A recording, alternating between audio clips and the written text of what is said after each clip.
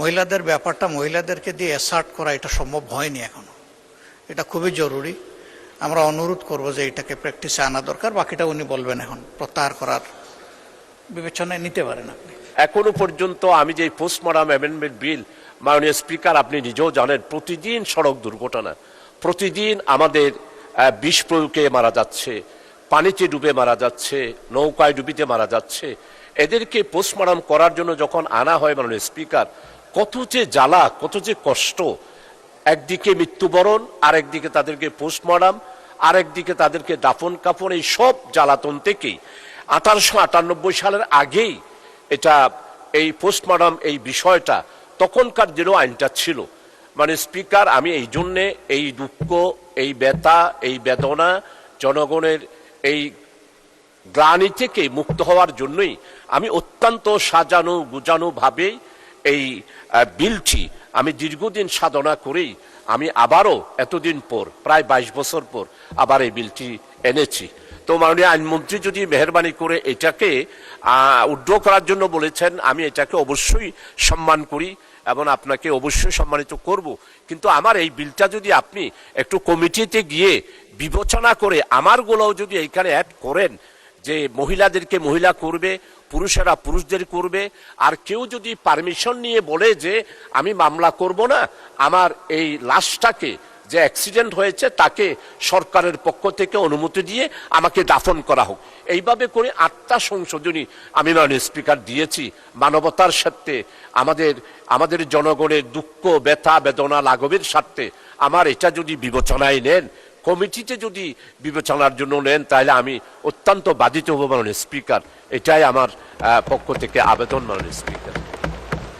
I think আপনি খুব valid point made out করেছেন, যে কারণে মাননীয় আইনমন্ত্রী দাঁড়িয়েছেন কিছু বলার জন্য। মাননীয় আইনমন্ত্রী। আপনাকে ধন্যবাদ। আপনার মাধ্যমে মাননীয় সংসদ সদস্যকে ধন্যবাদ। উনি ভ্যালিড পয়েন্ট উত্থাপন করেছেন, এ বিষয়ে কোনো দ্বিমতের জায়গা আমি রাখি নাই। আমরা যেটা বলতে চাচ্ছি, উনি যে প্রশ্নটা এনেছেন এটা বর্তমানে প্র্যাকটিস আকারে ওইভাবেই চলে। মহিলা ডেড বডিকে অটোপসি করা হয় যখন, পোস্টমর্টেম করা হয় যখন, তখন সেই সম্মানটা দিয়েই করা হয়, মহিলা ডাক্তার দিয়েই করা হয়। হাজতখানায় গেলে মহিলা পুলিশ দিয়ে ডিল করা হচ্ছে, এটা আমাদের প্র্যাকটিসে পার্ট করা হয়েছে। এবং আমাদের মাননীয় সাবেক প্রধানমন্ত্রী বেগম খালেদা জিয়া বলেছিলেন আপনার কাছে, যেটা অ্যাডমিনিস্ট্রেটিভ অর্ডারে করা হয়েছে, তখন থেকে এটা অ্যাডমিনিস্ট্রেটিভ অর্ডারে চলছে। এবং আপনি 22 বছর যখন অপেক্ষা করেছেন, আর কিছুদিন অপেক্ষা করেন, কারণ আমাদের 30শে জুনের দেখেন, আমরা লিখিতভাবে মাননীয় স্পিকারকে অবহিত করেছি যে এটা আমাদের বিবেচনায় নিয়েছি, এর সাথে আরও কিছু সিআরপিসির অ্যামেন্ডমেন্ট সহ আমরা একসাথে উপস্থাপন করব এবং আপনার এইটাকে হুবহু এইভাবে আনার চেষ্টা করব। সুতরাং আপনি বিলটা প্রত্যাহার করলে আমরা প্রতিশ্রুতিবদ্ধ থাকছি, এই সংসদ আশা করি সেটা বিবেচনা করবেন। আপনাকে ধন্যবাদ। ধন্যবাদ মাননীয় আইনমন্ত্রী। মাননীয় সদস্য, মাননীয় বিরোধী দলীয় নেতা। ধন্যবাদ মাননীয় মন্ত্রীকে। উনি যেটা বলেছেন প্র্যাকটিসে আসলে নাই। এটা মহিলাদের ব্যাপারটা মহিলাদেরকে দিয়ে অ্যাসার্ট করা এটা সম্ভব হয়নি এখনো। এটা খুবই জরুরি। আমরা অনুরোধ করব যে এটাকে প্র্যাকটিসে আনা দরকার। বাকিটা উনি বলবেন, এখন প্রত্যাহার করার বিবেচনায় নিতে পারেন আপনি।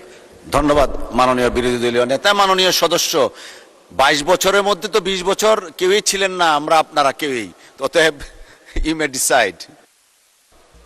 মাননীয় স্পিকার, আপনাকে ধন্যবাদ। আমি আল্লাহ তাআলার শুকরিয়া আদায় করছি, বিশেষ করে আমাদের সাবেক তিনবারের প্রধানমন্ত্রী দেশনেত্রী বেগম খালেদা জিয়াকে। উনি একটি নির্বাহী আদেশের মাধ্যমে সেই দিন এটা বুঝতে পেরেই উনি সেদিন নির্বাহী আদেশও দিয়েছিলেন। এটা এখনো কার্যকর আছে, হয়তো যেখানে মহিলা ডাক্তার নাই সেখানে অসুবিধা হয়, কিন্তু সম্মানটা করা হয়। আমি চট্টগ্রামের পোস্টমর্টম মর্গের মধ্যে আমি 2-3 বার প্রায় প্রতি মাসেই গিয়ে সফর করি। এগুলো প্র্যাকটিসের মধ্যে আসে, কিন্তু মহিলা ডাক্তার নাই বলে কিছু অসুবিধা হয়। আমাদের মাননীয় বিরোধী দলের নেতা এবং আমাদের আমির জনাব ডক্টর শফিক সাহেব যথার্থই বলেছেন যে প্রত্যেক জায়গার এটার কার্যকরী নাই। আমি আমাদের মাননীয় মন্ত্রীর আশ্বাসের পরিপ্রেক্ষিতে এবং আমার মনে হয় আমার এই বিলের ব্যাপারে আজকে সারা জাতি এই বক্তব্যটা শুনছেন, আমাদের আইনমন্ত্রী মহোদয়ের বক্তব্য শুনেছেন। আমরা সবাই এটার প্রয়োজনীয়তা উপলব্ধি করছি, সেটার পরিপ্রেক্ষিতে যিনি যে আশ্বাসটা দিয়েছেন আমার বিলটাও অ্যাকোমোডেট করবেন, সেটার পরিপ্রেক্ষিতে আমি ওনার আশ্বাসের পরিপ্রেক্ষিতে আমি আমার এই বিলটা প্রত্যাহার করে নিচ্ছি। মাননীয় স্পিকার, আপনাকে অসংখ্য ধন্যবাদ। আপনাকে অসংখ্য ধন্যবাদ মাননীয় সদস্য। মাননীয় সদস্যবৃন্দ, যেহেতু মাননীয় সদস্য জনাব শাহজাহান চৌধুরী মাননীয় মন্ত্রীর অনুরোধের প্রেক্ষিতে বিলটি সংসদে উত্থাপন না করতে সম্মত হয়েছেন, সেহেতু আমি বিল উত্থাপনের অনুমতি প্রস্তাবটি আর ভোটে দিচ্ছি না।